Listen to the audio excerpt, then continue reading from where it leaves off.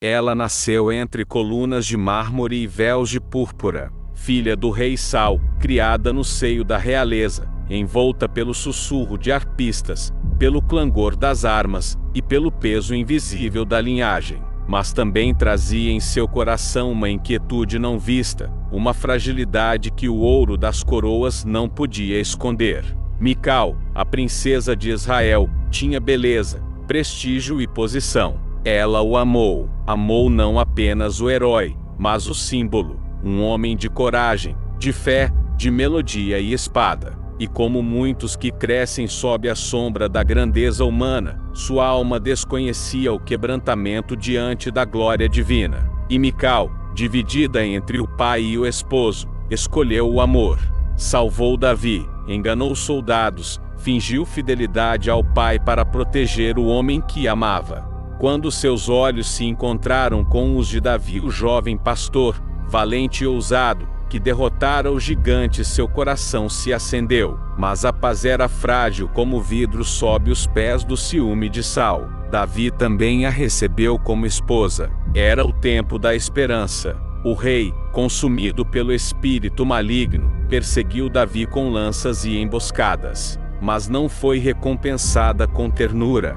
Em vez disso, o exílio de Davi a deixou só, e Saul, em sua amargura, deu Mical como esposa a outro homem, Palti, filho de Laís. E ali, naquele corte cruel, a alma da princesa rachou, mas voltou sem riso, sem melodia, sem perfume de reconciliação. Ela passou anos com outro homem, enquanto Davi vagava por desertos e cavernas. E quando o pastor finalmente se tornou rei, enviou homens para trazê-la de volta, não movido por amor, mas por aliança, por justiça, por direito. Mas dançou diante do Senhor, como um servo rendido, como uma alma incendiada pela glória. Mical voltou, sim, não se uniu ao povo, não estendeu as mãos. Voltou com o coração em ruínas, prisioneira de sua própria história. Então chegou o dia em que a Arca da Aliança seria trazida de volta.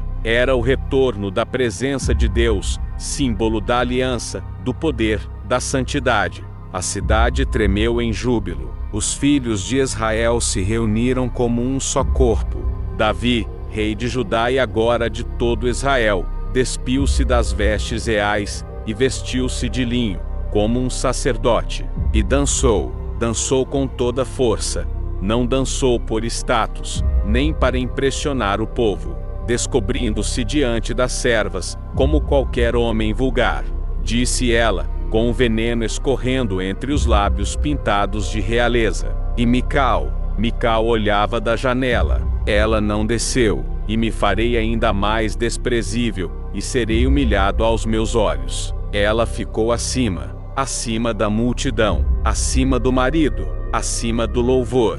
E do alto do palácio, olhou com desprezo. Seu coração, outrora ardente, agora era uma pedra fria. Seu amor, um eco distante. Sua fé, talvez nunca tenha existido. Quando Davi voltou ao palácio, pronto para abençoar sua casa, encontrou não aplausos, nem comunhão, mas escárnio. Mical o esperava como espinho espera a pele. Como se destacou hoje o rei de Israel. Mas Davi não se envergonhou. Foi diante do Senhor que eu dancei. E então veio o juízo, silencioso, mas eterno. O texto sagrado sela o destino de Mical com uma sentença devastadora. E Mical, filha de Saul, não teve filhos até o dia da sua morte. 2 Samuel 6:23. Não se tratava apenas de infertilidade. Era uma marca. Deus havia cerrado o ventre daquela que zombou da adoração. A mulher que desdenhou a presença do Senhor tornou-se um ramo seco no jardim da promessa.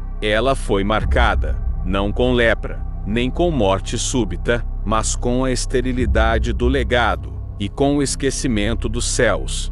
Mical, após aquele dia fatídico, viveu o restante de seus dias mergulhada num silêncio que ecoava como o lamento do deserto. As paredes do palácio, que um dia ressoaram com os cânticos e festejos do retorno da arca, transformaram-se para ela em um cárcere de memórias dolorosas. Cada corredor, cada canto, lembrava-lhe a dança de Davi, a celebração do povo, e o seu próprio olhar, frio e altivo, que se elevara à distância. Enquanto o mundo exultava a presença divina, ela carregava a amarga consciência de ter desprezado o sagrado, como se, em seu desprezo, tivesse cortado para sempre a única fonte de bênção e vida. As festas e celebrações tornavam-se lembranças distantes, enquanto o peso da sentença se fazia sentir com o rigor de um juízo final particular. Ela via, em cada criança que brincava,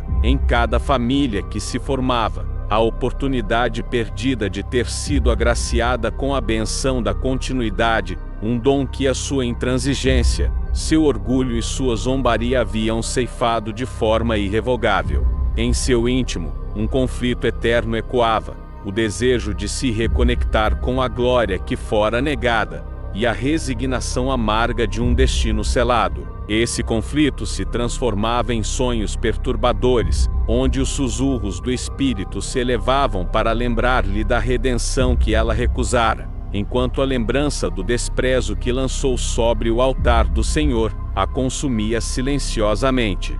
Nos dias que se seguiram, Mical passou a vagar por seus aposentos com passos lentos, como se cada marcha marcasse a medida de uma sentença irrevogável. Sua história passou a ser contada como uma lição sombria, uma vida de privilégios e honras, corroída pelo orgulho e selada pela rejeição da verdadeira adoração. Sua existência se transformou em um lembrete perpétuo de que a verdadeira adoração exige submissão total, e que cada gesto de desprezo pode ecoar eternamente na vastidão do tempo. No fim, seu olhar gélido e distante refletia a ironia de um destino que, ao buscar se elevar acima do sagrado, a arrastara para os abismos do esquecimento.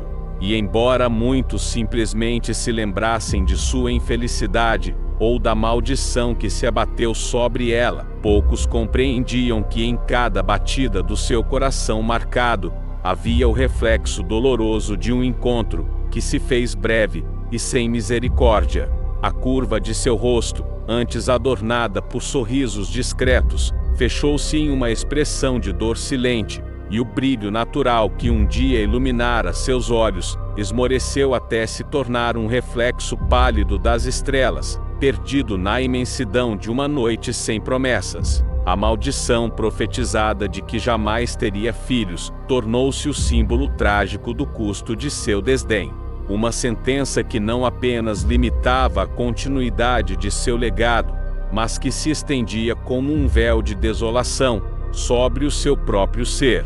Em meio a contos e murmurinhos da corte, os sábios diziam que a esterilidade de Mical era como o eco de um coração que se fechou para sempre, um espelho da alma, que ao zombar da glória de Deus, se arruinara internamente.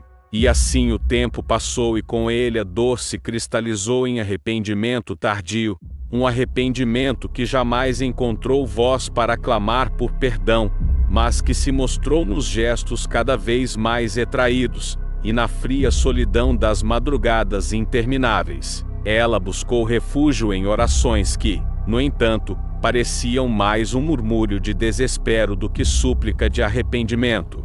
O silêncio do templo onde Davi uma vez se prostrara e dançou agora se fazia mais ensurdecedor, e cada altar que presenciava era um espelho cru que devolvia a imagem de uma alma endurecida e contida. O preço de sua zombaria manifestou-se não de forma explícita, mas como uma marca indelével que o tempo jamais apagaria.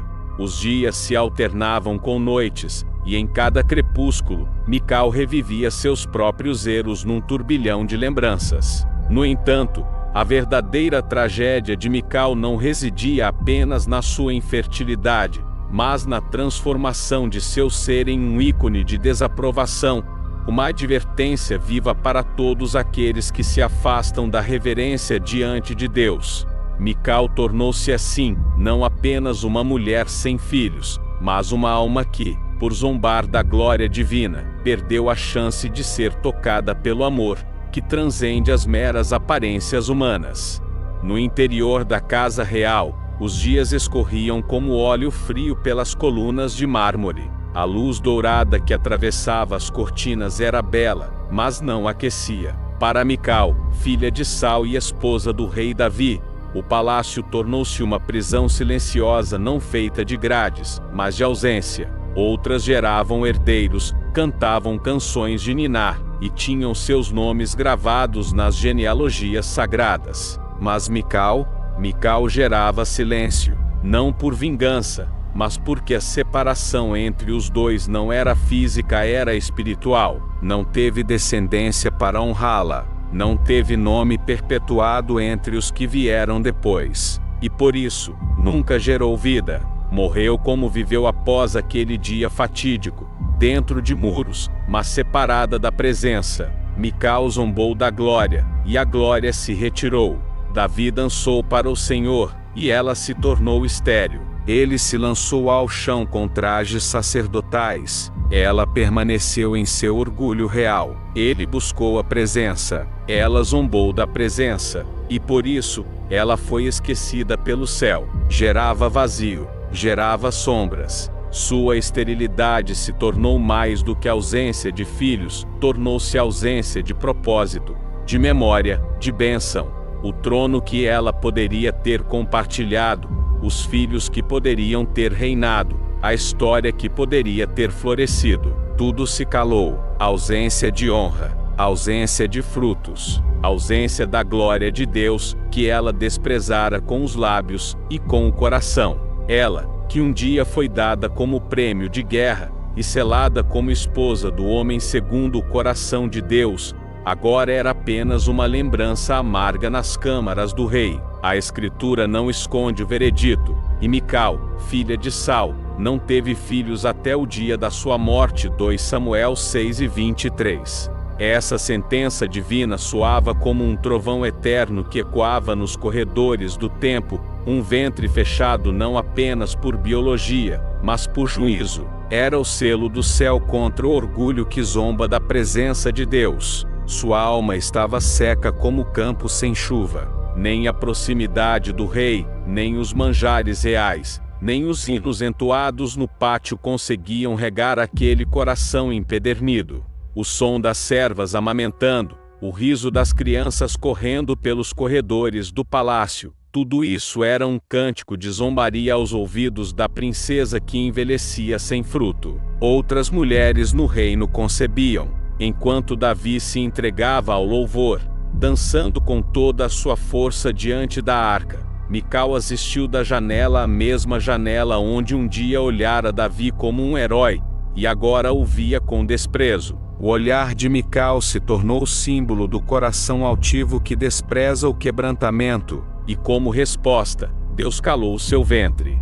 Não porque ele não pudesse fazê-la gerar, mas porque Mical não permitiu que o louvor gerasse vida nela. A sua esterilidade era um espelho do espírito, e os anos passaram, e as rugas surgiram, e o silêncio tornou-se companheiro. Davi, envolto em guerras, canções e alianças, não mais se deitou com ela. Ao final de seus dias, Mical não viu filhos ao seu redor. Ela, a princesa, ela, a esposa, ela, a filha do rei, ela, a mulher que zombou da glória. Mical, seu nome ainda repousava entre os anais reais, mas sua alma fora apagada das linhas vivas da fé. Filha de Saul, esposa de Davi, princesa de Israel, 3 títulos, nenhum legado. Ela que um dia se inclinara diante do amor, agora se levantava contra a adoração, e o eco de sua escolha reverberaria, não como som, mas como ausência. Ela conhecera o pastor que compunha salmos nas colinas de Belém, o vira enfrentar Golias com uma funda, tomar cidades com fé, e fugir do ódio de seu pai, o rei enlouquecido. Ela o amara, antes que o fogo do orgulho acendesse nela um altar rival, porque o ventre da alma, que gera louvor, reverência e temor, também pode se fechar. E ali, no frio de sua crítica, ela abortou o que poderia ter sido sua história redentora. Sua punição foi mais silenciosa e mais terrível. o esquecimento, aos que vivem na casa de Deus, mas preferem as janelas ao altar, aos que criticam o mover divino porque ele escapa aos moldes da tradição ou da vaidade. Ela é o espelho sombrio da alma que, mesmo cercada pela glória, não a reconhece. A ausência, o não gerar, o não ser lembrada por aquilo que realmente importa, antes que a familiaridade com a glória a tornasse indiferente, antes que sua janela se tornasse prisão. Quando a arca voltou, Davi desceu com vestes humildes, mas com o coração ardente. Mas escolheu rir por dentro, escolheu o sarcasmo diante da santidade. E isso, diante de Deus, é mais pesado do que um exército filisteu. Ele dançou diante do Eterno, como quem reconhece o peso da presença. E todos o viam, mas ela, de cima, o julgava. O trono no coração de Mical era dela mesma. Teve a casa, mas não teve filhos. Teve a linhagem, mas não teve herança. Porque o céu não escreve histórias em corações que zombam da sua glória. O altar, vazio, e Deus, longe. Foi então que a esterilidade lhe selou o ventre, não apenas físico, mas espiritual. Ela teve o trono, mas perdeu o favor. Teve o rei, mas não teve seu coração. Mical poderia ter se ajoelhado, poderia ter se juntado à dança, poderia ter chorado com os que choravam, e se alegrado com os que cantavam. Enquanto Davi compunha salmos que atravessariam os séculos, o nome de Mical se calava.